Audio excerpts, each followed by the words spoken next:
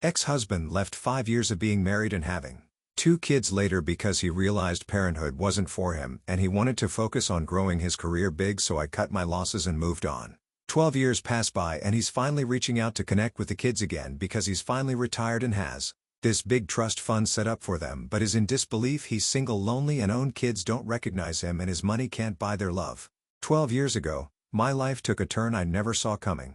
My ex-husband, Mark, 48 at the time, decided that being a father wasn't for him. After 5 years of marriage and 2 kids, he told me he couldn't handle the responsibilities of parenthood and wanted to focus on building his career. He said he felt trapped by family life and needed to be free to reach his full potential. It was like a gut punch. One day, I thought we were a team trying to navigate the chaos of raising a family. The next, I was a single mom with 2 kids under 5, trying to make sense of how everything fell apart. At first, I thought Mark might come around, that he was just overwhelmed by the pressures of parenthood and would eventually realize what he was leaving behind. I held on to a small foolish hope that he'd wake up one day, see Liam and Ava's faces in his mind and decide they were worth fighting for, but he didn't. He left without much of an explanation, barely saying goodbye. A week later, I was served with divorce papers. The swiftness of it all was shocking. One day we were a family, fractured, yes, but still together. The next, he was gone. He didn't fight for custody. Not even joint custody. It was as though he didn't want the reminder of what he'd walked away from. The courts ordered him to pay the bare minimum in child support and he agreed without argument. Then just like that, he moved to another state and cut off all contact. It was as if he wanted to erase us from his life entirely. Liam was 5 at the time, old enough to notice and ask questions. He'd come up to me with those big innocent eyes and ask, "Where did Daddy go? When is he coming back?" How do you answer that? How do you explain to a little boy that his dad chose to leave? I tried my best, telling him that Daddy had to go away for a while, but it didn't stop him from asking. He waited by the window some nights watching the driveway as if Mark might pull in at any moment. Ava was just 3 then, too young to understand what was happening, but not too young to feel the change. She'd wander the house calling out for him. "Daddy? Daddy?" she'd say, her little voice echoing through the quiet. It was heartbreaking. I scoop her up and hold her tight, but no amount of hugs fill the void he'd left behind. I was 34 at the time and suddenly, the entire weight of our little family was on my shoulders. I had a steady job, but it wasn't enough to cover everything. The child support barely made a dent in the bills. Those first few years were a blur. Every day felt like an uphill battle. I'd wake up before the sun to pack lunches, rush the kids to daycare and head to work. After 8 exhausting hours, I'd race back to pick them up, make dinner, help with homework and squeeze in a bedtime story before collapsing into bed myself. There were nights I barely slept, lying awake and worrying. Would I be able to pay the rent this month? Could I afford Liam's school supplies or Ava's dance class? Would my kids grow up thinking they weren't enough because their dad had left? The worry was constant, a weight that never lifted. Liam, even as a little boy, seemed to sense my struggles. He was always the quieter, more introspective one, taking on more than a child ever should. He'd do these small sweet things to try and help. Once, when I was particularly stressed about money, he brought me the few dollars he'd saved from his allowance and held it out to me saying, "Mom, I think you need this more than I do." It broke my heart and made me so proud of him all at once. He tried to fix things around the house with his little plastic toolkit, banging on loose cabinet doors and insisting he could take care of it. He'd keep Ava company when I was too busy, reading her picture books or helping her color. Liam carried so much weight on those small shoulders, and while I was grateful for his thoughtfulness, I worried constantly about the toll it was taking on him. Ava, on the other hand, was a firecracker. Even as a toddler, she was stubborn, full of energy, always asking questions and testing boundaries. She had this fierce determination about her, a spirit I admired and encouraged. I also saw how deeply she felt things. As she grew older, Eva started to struggle with feelings of rejection.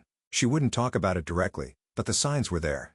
She'd make little comments that broke my heart, like when she'd point out that her friends' dads came to their soccer games or how Father's Day at school was her least favorite day of the year. One time, she came home upset because the teacher had asked everyone to make a Father's Day card and she didn't know what to write. She tried to act like it didn't bother her, brushing it off with an "I don't care" or whatever, but I knew better. Eva was tough, but she was just a kid and kids need to feel loved and wanted. Mark's absence left a hole in her life, one she didn't always know how to talk about. The hardest part for me was feeling like I had to be everything at once, both mom and dad, provider and nurturer, disciplinarian and comforter. I wanted to shield them from the pain of Mark's choices, but I couldn't erase it entirely. All I could do was show them that they were enough, that they were loved beyond measure. We fell into a rhythm eventually, but it wasn't easy.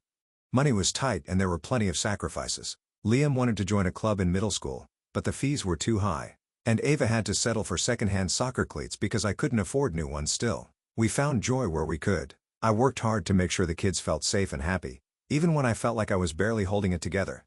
Mark, meanwhile, seemed to be living his dream. I would hear bits and pieces through mutual friends or see things pop up on social media, like how he got promoted at work, bought a fancy condo, and was always jetting off to some new country for business. He looked happy, at least from what I could see through social media. He was living the life he had always talked about, climbing the corporate ladder, traveling the world, experiencing all the luxuries that came with success. It was the life he'd always wanted for himself, but not once did he reach out to me, not even a birthday message to his kids. No calls, no cards, no acknowledgement of their lives. At first, I tried not to be bitter. I told myself that maybe he was just busy, that maybe he was adjusting to his new life, and that one day he'd remember he had a family, but the years passed and I honestly stopped caring. The more time passed, the less I thought about him. I focused on raising Liam and Ava and on making sure that they knew they were loved and that they had everything they needed from me. Now, Liam is 20, and in his second year of college, he's studying engineering, works a part-time job and is thriving. He's still quiet, but has grown into a thoughtful, resilient young man. Ava, now 17, is in her senior year of high school and preparing to graduate. She's as strong-willed as ever, talking about applying for so many prestigious colleges. They've both grown into incredible people despite everything. Then out of nowhere, Mark sent me an email last week. He's 50 now and recently retired. Apparently, after selling a company he helped build, he said he's been reflecting on his choices and wants to reconnect with the kids. He mentioned setting up a trust fund for them and said he hoped it could be a way to start fresh. He claimed he wanted to make amends and hoped I could help facilitate a meeting. It was bizarre, like reading a message from a stranger. I told the kids about it because they deserved to know. Liam was indifferent, saying he made his choices. Eva, however, was furious. She called him a stranger and said she didn't want anything to do with him. I could see the hurt behind her anger, though. It's one thing to feel abandoned, but it's another to have that person suddenly try to come back into your life as if nothing happened. I haven't replied to Mark yet. I don't even know what to say. Part of me wants to tell him exactly how much damage he caused by leaving and how his absence shaped our lives, but another part of me thinks it's pointless. What good would it do? The kids are old enough to make their own decisions, and it's clear they don't want a relationship with him right now. Still, I can't help but feel conflicted. Should I encourage them to at least hear him out? Would it be better for them to have some kind of closure, or am I opening the door for more pain and disappointment? I'm turning to this community because I don't know what the right answer is. Have any of you been in a similar situation? How did you handle it? I don't want to make the wrong choices for my kids, and I feel like I'm walking a tightrope here. Any advice would mean the world to me. Update 1. Hi, guys. I want to start by saying thank you for all the support, advice, and kind words. I didn't expect my story to resonate with so many people, and it's comforting to know I'm not alone in navigating something like this. A few of you have questions and I'll try to answer those as I update you on what's happened since my last post. This situation has been a whirlwind, but the feedback and encouragement here have been a lifeline for me. First, let me address something a few people pointed out: why I even considered hearing Mark out. Trust me, it wasn't because I'm a pushover or willing to forgive what he did without thought, but I'm a parent first. And if there's even a 1% chance that Mark's involvement could somehow improve my kids' futures, whether financially or emotionally, I felt I had to explore it. That said, I would never force Liam or Ava to interact with anyone, let alone the man who walked out on them.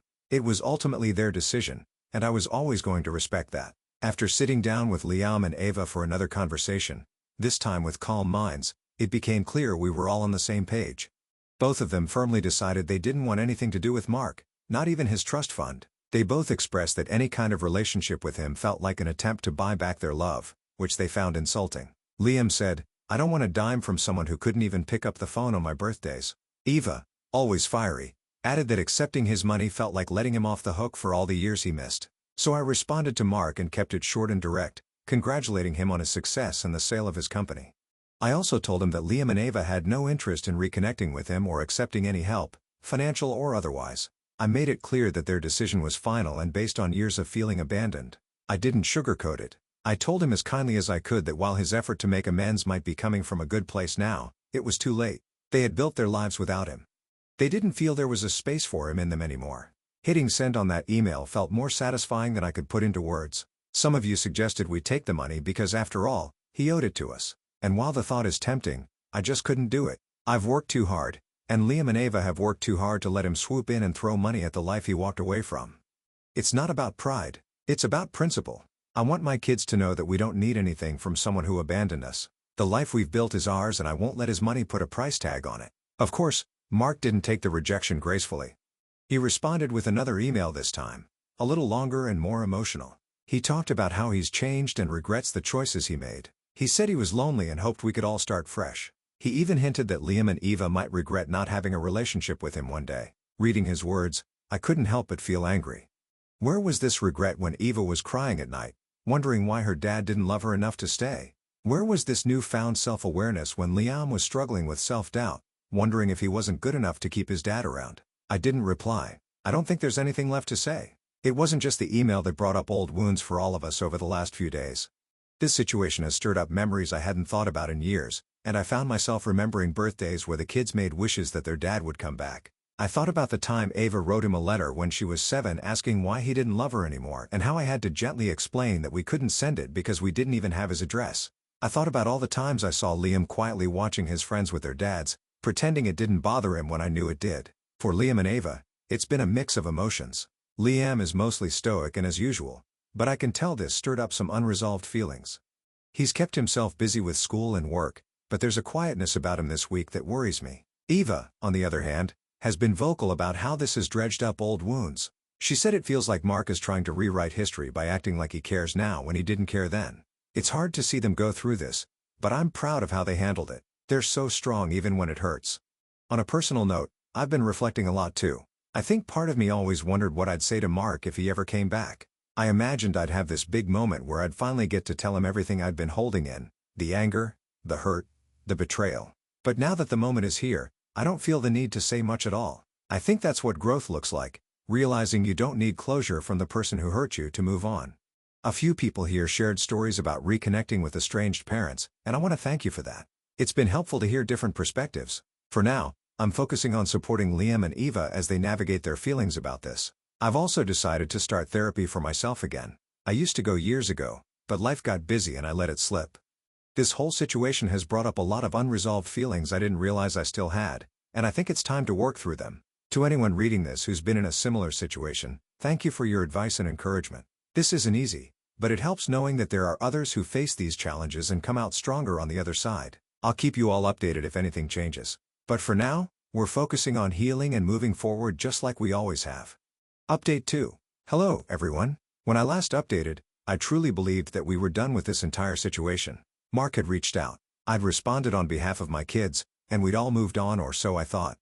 Unfortunately, life had other plans and the situation escalated in ways I wasn't prepared for. Mark showed up at our house. Yes, he came unannounced, standing outside and calling out for Ava and me to open the door. Liam wasn't home at the time. He was at work, and I honestly wish Eva and I hadn't been home either. Seeing him standing there was jarring. He looked desperate, and while a big part of me wanted to ignore him, another part felt like I needed to let Eva see for herself the kind of person he was. Against my better judgment, I opened the door.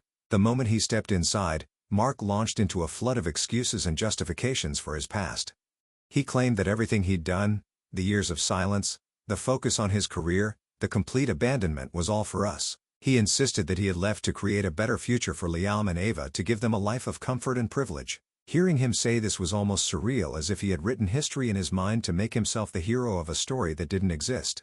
Ava stood there, arms crossed, her face blank, but her silence spoke volumes. I could tell she wasn't buying a single word he said, and neither was I. Mark's words didn't match the reality we lived through.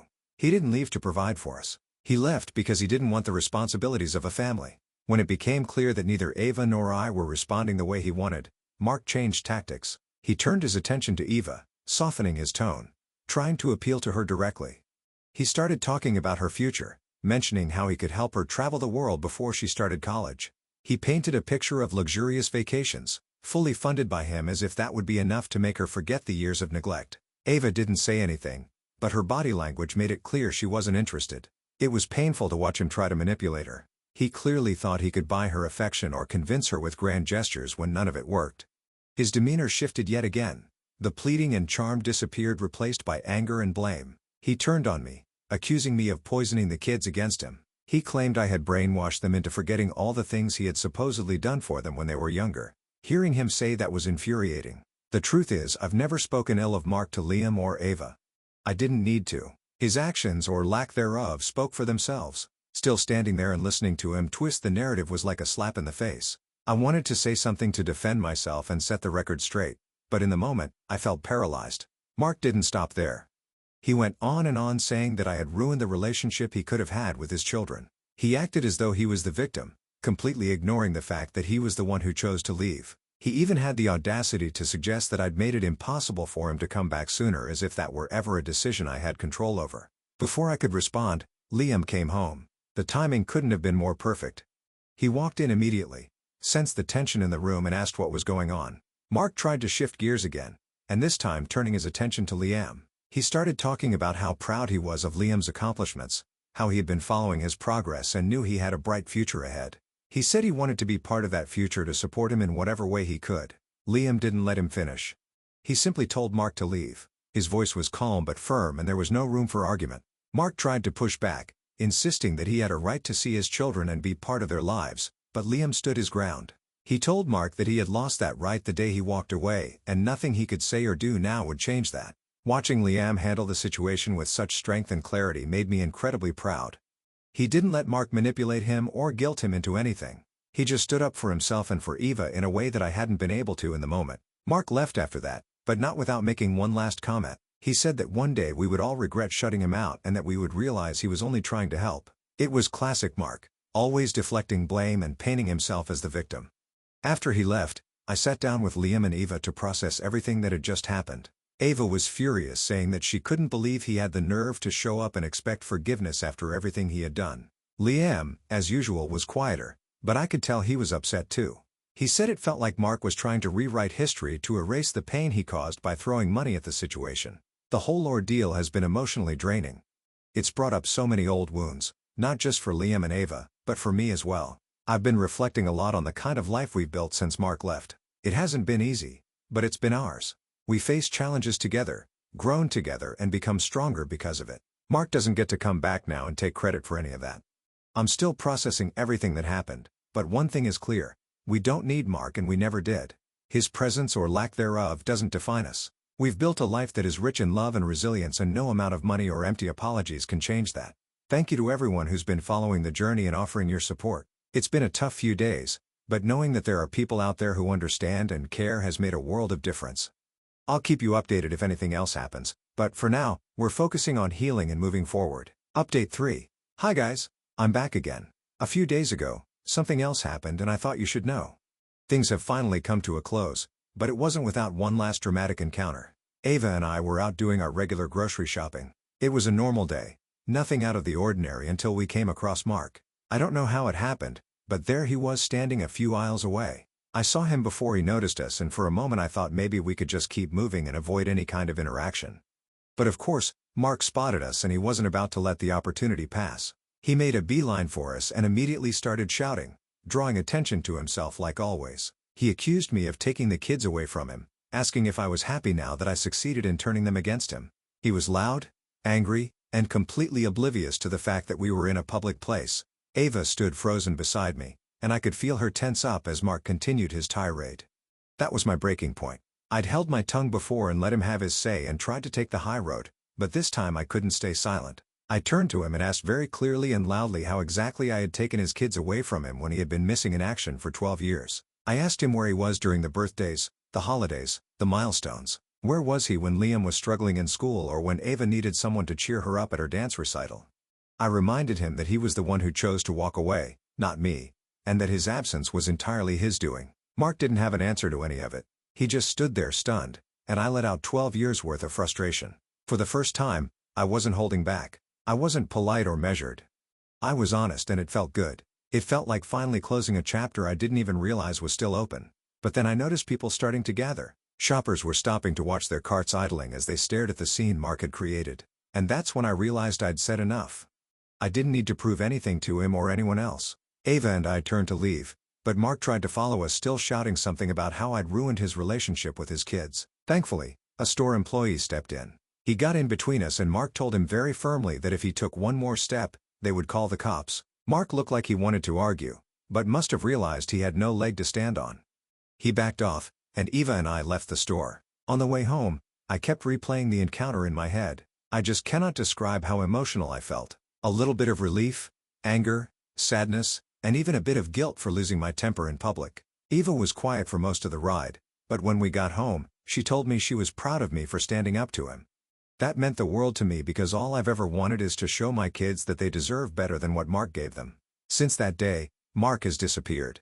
None of our friends or family has heard from him, and honestly, I don't care to know where he is as long as my kids and I are safe. That's all that matters. He's proven time and again that he's only interested in causing chaos, and I'm done letting him have any influence over our lives. This whole experience has reminded me of what's truly important, Liam and Ava. Liam is all grown up now, but I know this situation has impacted him deeply. He's always been the quieter one, keeping his feelings to himself, but I can see how much this has weighed on him. I'm keeping an eye on him. I'm making sure he knows I'm here for him if he ever wants to talk. As for Ava, I can tell she's still processing everything. She's strong and independent, but she's also only 17, and this has been a lot for her to handle. I've decided to sit down with her and discuss whether she feels the need for therapy. I want her to have all the tools she needs to heal and move forward. And if talking to a professional can help, then that's exactly what we'll do. Through all of this, I've realized how important it is to focus on the life we've built together, the three of us. We don't need Mark, and we never did. Liam and Ava are incredible young adults, and I couldn't be prouder of them. We've weathered so many storms together and each one has made us stronger. I can't thank you all enough for the support and kindness you've shown me through this journey.